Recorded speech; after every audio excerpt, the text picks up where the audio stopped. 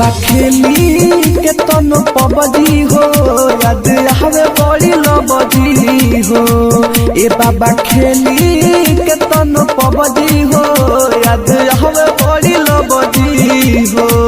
दुआरा योनी हो जल चढ़ैनी हो, दुआरा योनी हो जल चढ़ैनी हो, पीनी नींबू पानी कागजी हो।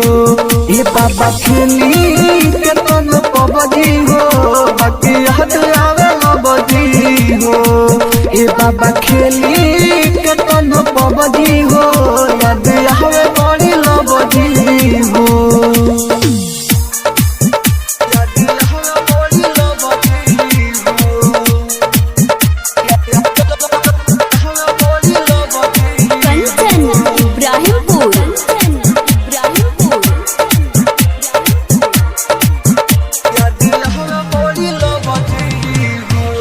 कैसे भूली तू ही बोला हो बाबा भोला हो।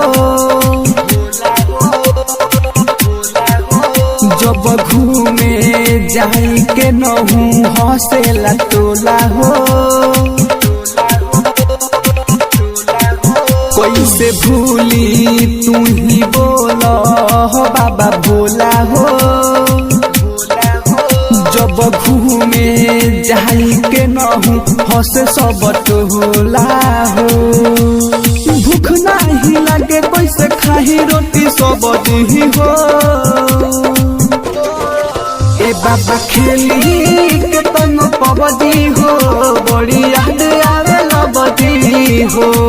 ए बाबा खेली के तन पबजी हो बड़ी याद आवे लबजी हो।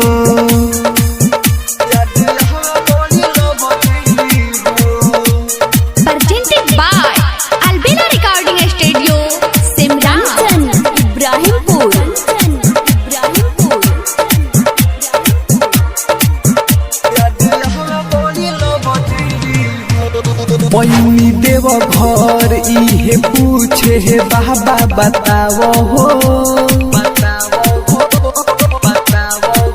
हो अमर जीत पहर मुध के गम के हटाओ हो। पैनी देव घर इहे पूछे हे बाबा बताओ हो।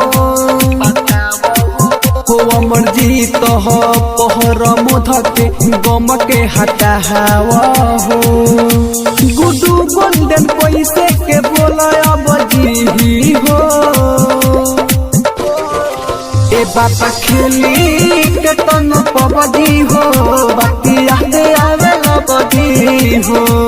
ए बाबा खेली के तन पबजी हो बाकी याद आवे लबजी हो।